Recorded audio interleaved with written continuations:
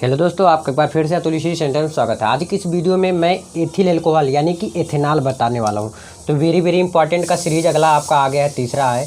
यदि आप नहीं देखे हैं तो आप प्लीज़ यार जाके देखिए सभी सीरीज, आपको इसी प्रकार से तैयारी कराई जा रही है। देखिए इसमें क्या है, एथिल अल्कोहल यानी कि एथेनॉल। एथेनॉल का रासायनिक सूत्र क्या होता है, सबसे पहली बात यही होता है। तो याद कर लो, रासायनिक सूत्र इसका जो होता है C2H5OH। ठीक है ना। एथिल अल्कोहल का रासायनिक सूत्र क्या होता है, C2H5OH होता है। इतना क्लियर हुआ ना। अब इसके बनाने की विधि देख लेते हैं। एथेनॉल को औद्योगिक स्तर पर किण्वन द्वारा प्राप्त किया जाता है। ठीक है ना। अब जैसे गन्ने, सिरे अथवा अंगूर, जैसे गन्ना होता है ना, पता है ना, उसके सिरे से या अंगूर से जो मीठा होता है, समझ लो मीठे चीज़ से, जैसे फलों के शर्करा को इन्वर्टेज, किसके इन्वर्टेज एंजाइम की उपस्थिति में ग्लूकोज एवं फ्रक्टोज में परिवर्तित कर दिया जाता है।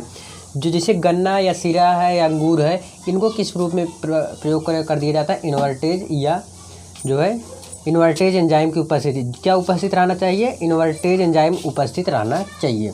क्या क्या बनाता है, ग्लूकोज बनाता है और फ्रक्टोज बनाता है। इतना क्लियर हुआ ना। पहले इसके रासायनिक सूत्र और बारे में देख लो। अगर इसको पढ़ें मेथेट IUPAC नेम से, तो ये होता है मेथेट। अगर 2 है ना कार्बन की संख्या, तो एथ हो गया। यानी कि ऐसे एथ, मतलब समझिए, इसको समझने का कोशिश करिए बस केवल। तो इसीलिए यहाँ क्या हुआ, एथिल अल्कोहल हो गया। इतना क्लियर हुआ ना। अब बनाने की विधि एक बार और पढ़ लेते हैं। एथेनॉल को औद्योगिक स्तर पर किण्वन द्वारा प्राप्त किया जाता है। गन्ने, सिरे अथवा अंगूर जैसे फलों के शर्करा को इन्वर्टेज एंजाइम की उपस्थिति में ग्लूकोज एवं फ्रक्टोज में परिवर्तित कर लिया जाता है। किसके रूप में परिवर्तित किया जाता है, ग्लूकोज एवं फ्रक्टोज में परिवर्तित कर दिया जाता है। इतना क्लियर हुआ ना बनाने की विधि में। अच्छा, रासायनिक अब देख लेते हो। जैसे ग्लूकोज और फ्रक्टोज ना, फ्रक्टोज, तो पहले क्या है, शर्करा, यानी क्या, शर्करा का क्या फार्मूला होता है, C12 यानी कि चीनी, C12H22O11। रासायनिक सूत्र हुआ C12H22O11। ये क्या हुआ, शर्करा यानी कि चीनी हुआ, प्लस जल ले लेता है।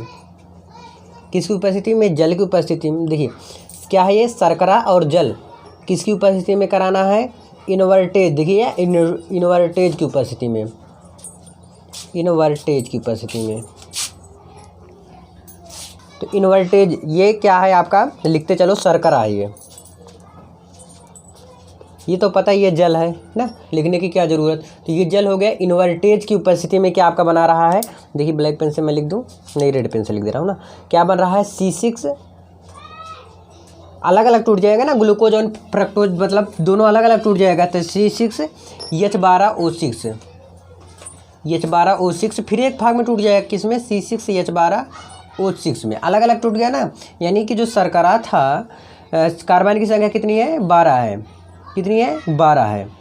और हाइड्रोजन की संख्या क्या है, देखा यहाँ पर 22 है, यहाँ पर 2 है। तो इसको अगर आप ऐड करेंगे तो क्या होगा, अलग अलग निकल जाएगा। ये क्या होगा आपका, ग्लूकोज हो गया, और ये क्या आपका शर्करा, फ्रक्टोज, सॉरी, किस किस रूप में टूट जाता है, ग्लूकोज और फ्रक्टोज, क्या, शर्करा जो है। ठीक है ना। इसके आगे अब देखते हैं, ग्लूकोज एवं फ्रक्टोज की ईस्ट में पाए जाने वाले जाइमेज द्वारा किण्वन प्राप्त किया। अभी ये बना नहीं आपका, ये एथिल अल्कोहल थोड़ी बना। अभी तो क्या बना है, ग्लूकोज और फ्रक्टोज बना है। अभी तो एथिल अल्कोहल बना नहीं है। अब एथिल अल्कोहल बनाएंगे, अभी तो नहीं बना ना। अब देखिए क्या है, ग्लूकोज और फ्रक्टोज की उपस्थिति में बनाएंगे, यानी कि दोनों तो सेम है, C6H12O6 ये भी है और ये भी है, दोनों है। तो चलिए आगे बना लेता हूँ उसको। क्या है, C6H12O6। इतना क्लियर हुआ ना। अब क्या लेंगे, किसकी उपस्थिति में, अब जाइमेज की उपस्थिति में। देखिए जाइमेज की उपस्थिति में आपका बन जाएगा पूर्ण रूप से, क्या, किसकी उपस्थिति में, जाइमेज की उपस्थिति में। देखिए क्या बना, C2H5OH, यही तो होता है एथिल अल्कोहल का फार्मूला ना, प्लस यहाँ पर 2 लगा दो, यहाँ पर 2CO2। अब देखिए रिएक्शन मिलाइए, इसको बता दिया रिएक्शन कैसे मिलाया जाता है, कैसे बराबर किया जाता है। ठीक है ना। तो ये आपका क्या है, ग्लूकोज में ले लेते हैं, ग्लूकोज लिए, क्या आपका बना, एथिल अल्कोहल। तो यही है ना आपका एथिल अल्कोहल। मुझे उम्मीद है क्लियर समझ में आ रहा होगा आपको। एथिल अल्कोहल हुआ। ये क्या है, आप कार्बन डाइऑक्साइड है, कार्बन डाइऑक्साइड। ठीक है ना, अलग अलग भाग में टूट गया है। अब देखिए इसके थोड़े भौतिक गुण देख लेते हैं और रासायनिक गुण देख लेते हैं, इतना क्लियर हो जाएगा आपका। भौतिक गुण, भौतिक गुण में क्या क्या लिखेंगे ध्यान दीजिएगा। इसमें देखिए एथेनॉल एक रंगहीन द्रव है, एथेनॉल रंगहीन द्रव है। एथेनॉल क्या है आपका, रंगहीन द्रव है। इसका क्वथनांक देख लेते हैं, जरूरी है सब कुछ जानना। इसका क्वथनांक होता है 351 के, क्लियर ना। अब इसका उपयोग थोड़ा देख लेते हैं आप सब ना, सब कुछ जानना बहुत ज़्यादा जरूरी है। उपयोग, भौतिक गुण, तो उपयोग में क्या है, ये कार्बनिक यौगिक बनाने में उपयोग किया जाता है, कार्बनिक यौगिक बनाने में, क्या बनाने में, कार्बनिक यौगिक बनाने में किया जाता है, या पेंट में किया जाता है इसका उपयोग। पेंट जो आप घर और पेंट नहीं किया जाता, उसमें पेंट उद्योग में विलायक के रूप में, उद्योग विलायक के रूप में, विलायक के रूप में।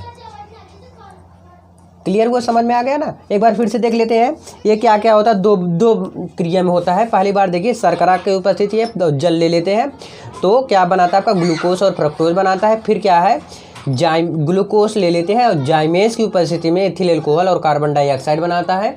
इसके भौतिक गुण में क्या रहेगा, एथेनॉल रंगहीन होता है, इसका क्वथनांक 351 क्या है, और इसका उपयोग क्या होता है, कार्बनिक यौगिक बनाने में। तो बस इस वीडियो में इतना ही, मिलते हैं नेक्स्ट वीडियो में। इसी प्रकार से हर एक सब्जेक्ट की बहुत ही तेज़ी के साथ तैयारी करा रहे हैं। तो प्लीज़ यार चैनल पर फर्स्ट है, चैनल को सब्सक्राइब करके बेल आइकन प्रेस कर लें, जिससे कि आने वाला हर एक वीडियो का नोटिफिकेशन सबसे पहले आप तक पहुंचे। बहुत बहुत धन्यवाद, मिलते हैं नेक्स्ट वीडियो में।